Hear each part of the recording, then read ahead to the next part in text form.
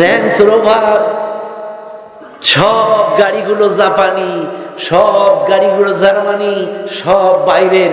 আর ভারতে যান, ওরা ম্যাক্সিমাম দেশি পণ্য ব্যবহার করে। সব দেশের গাড়ি, দেশের তেল, দেশের সাবান, দেশত্ববোধ। আর আমাদের এই শালারা একটা সিগারেট খাইলেও সেটা খায় ব্যানসন। আর ওরা কি খায়? পাতার বিড়ি, ওদের তৈরি। কথা মনের কষ্টে বলে ফেললাম কথাগুলো, রাগ করেন না ভাই। দেশত্ববোধ একটা আলাদা জিনিস। আজকে আমার দেশের মধ্যে যদি দেশত্ববোধ থাকতো, আল্লাহর কসম এই দেশ সিঙ্গাপুর হবে, সময় লাগবে না, সময় লাগবে না। কিন্তু দেশপ্রেম খালি বুকে বুকে। কথাই কথা বেড়ে যায়। যেই কথা আমি বলছিলাম আখিরাতের কথা আপনাকে বলতেছিলাম, মুসলমান বাবাজিরা আমার, তাইলে কিয়ামতের উপরে আপনাকে আমাকে বিশ্বাস করা লাগবে।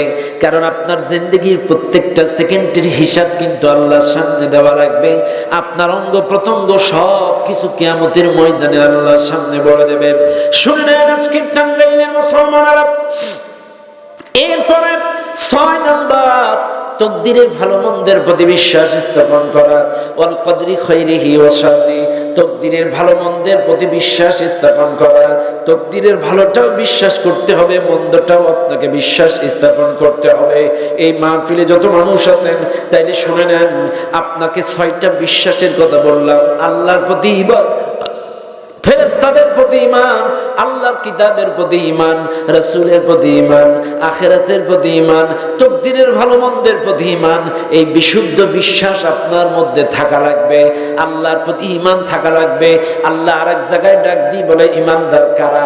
আল্লাহর কোরআন ডাক দিয়ে বলে ঈমানদার তো তারা, ইন্নামাল মুমিনুনা আল্লাযীনা আমানু বিল্লাহি ওয়া রাসূলিহি সুম্মা লাম ইয়ারতাবু ওয়া জাহাদু বিআমওয়ালিহিম ওয়া আনফুসিহিম ফি সাবিলিল্লাহ উলাইকা হুমুস সাদিকুন।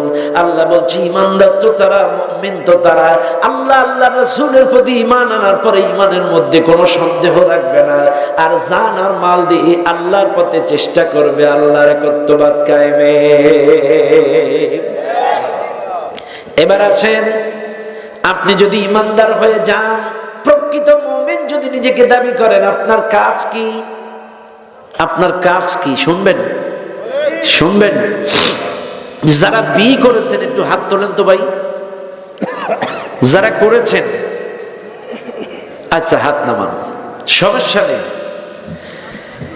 আচ্ছা বলেন তো, বিয়ের সময় আপনারা কয়টা কবুল বলেছিলেন?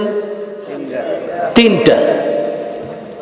কবুল কবুল কবুল। কবুল পড়ে বউ বাড়ি আনলেন, বাসর ঘর শেষ। পরের দিন সকালে প্রিয়তমা স্ত্রী একটা তালিকা হাতে ধরায় দিল। স্ত্রী বলছে, স্বামী আমার, শাড়ি, সাবান, সোটা, আইলানা, তিব্বত, কদুত্তের লাখ সাবান, ভুরু ফ্রেম, এইগুলো তুমি আমার আইনে দাও। আনুমানিক 35,000 টাকার একটা মার্কেটের তালিকা। স্বামী ডাক দিয়ে কয়, স্ত্রী, উকিল সাক্ষীগণের সামনে তোমারে কবুল পড়ে বিয়ে করছি, কবুলের মধ্যে তো বলা ছিল না এগুলো তোমার দেওয়া লাগবে। বুঝেন নাই? সবার সামনে তোমারে কবুল পড়ে বিয়ে করেছি, কবুলের মধ্যে তো বলা ছিল না তোমার এগুলো দেওয়া লাগবে। আয় পারবো না, তালিকা রেখে চলে গেল। বিকাল বেলায় স্বামী বাড়ি আসলো, এসে দেখে বউ বাড়ি নেই। টেলিফোন করছে, ও প্রিয়া তুমি কোথায়? বউ বলছে, আমি আমার বয়ফ্রেন্ডের বাড়ি, এক্স বয়ফ্রেন্ডের বাড়ি। আরে বয়ফ্রেন্ডের বাড়ি কেন?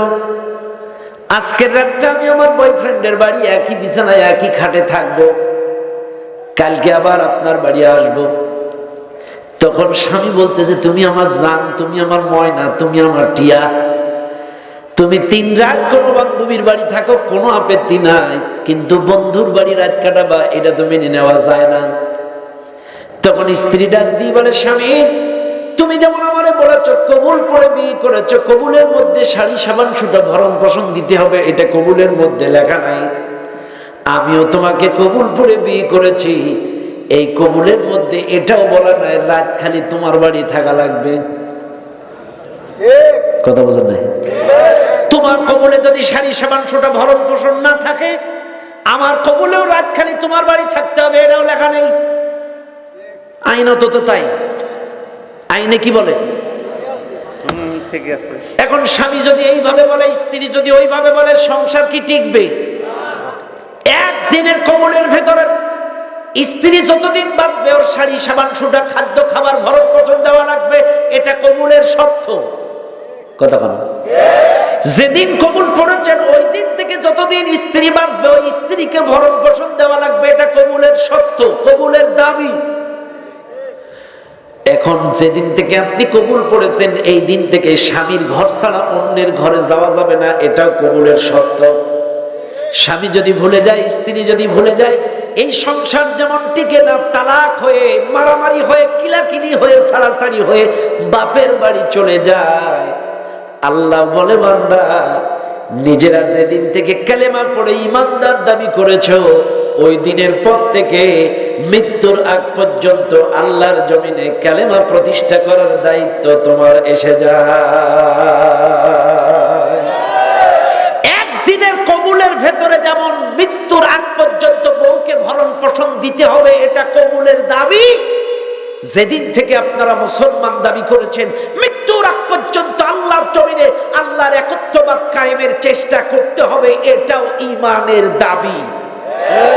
কবুলের সত্য ভুলে গেলে যেমন তালাক দিয়ে কিলাকিলি হয়ে বাপের বাড়ি যায়, আল্লাহ বলছে তোমরাও যদি কালেমা প্রতিষ্ঠার আন্দোলন ভুলে যাও, আমিও আল্লাহ তোমাকে তালাক দিয়ে জাহান্নামে ঢুকায় দেব। কথা ক্লিয়ার? ব্যাস, তাহলে ঈমানের ওয়াজ শেষ। এইবার আসেন, ঈমানদার যখন আপনি হবেন, ঈমানদারের উপরে কিছু পরীক্ষা আসবে। ঈমানদার যখন আপনি হবেন কিছু পরীক্ষা আসবে আপনার উপর। এই পরীক্ষাগুলো কিরকম হবে তা একটু টাচ দিয়ে যায়।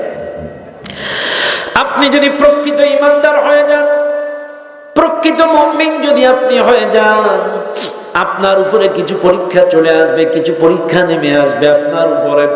কি পরীক্ষা আপনার উপরে নামবে শুনে নেন মুসলমানেরা।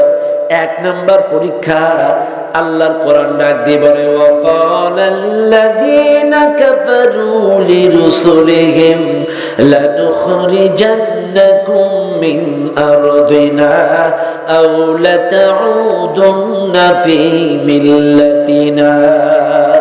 আল্লাহর কোরআন সূরা ইব্রাহিম 13 নম্বর আয়াত। আল্লাহ কোরআন ডাক দিয়ে বলে, তোমাকে দেশ থেকে বহিষ্কার করা হবে।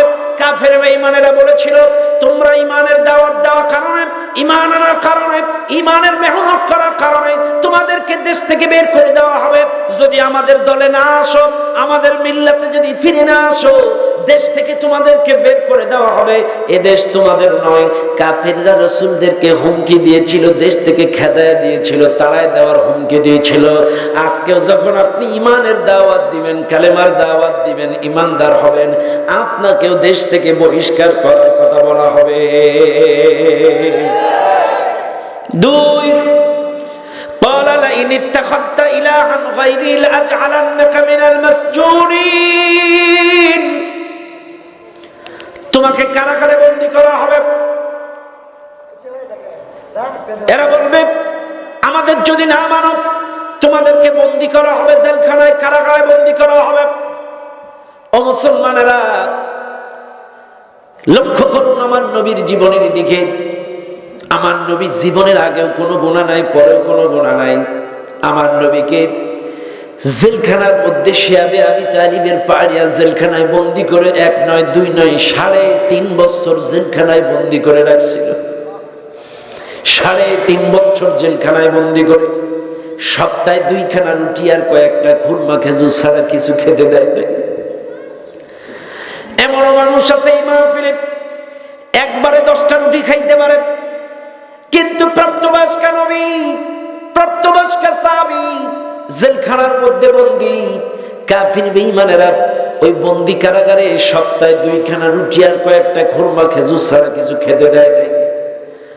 আমার নবী ক্ষুধার তীব্র যন্ত্রণা সহ্য করতে না পেরে ওই গাছ, বাবলা গাছ ছিল ওই জেলখানার ভেতরে, কাঁটাওয়ালা বাবলা যুক্ত কাঁটাওয়ালা গাছ। এই কাঁটাওয়ালা বাবলা গাছের পাতাগুলো, কাঁটাগুলো, ছালগুলো ছিঁড়ে ছিঁড়ে খেয়ে জীবন ধারণ করেছিল। ছাগলের নাদির মতো পায়খানা করেছিল।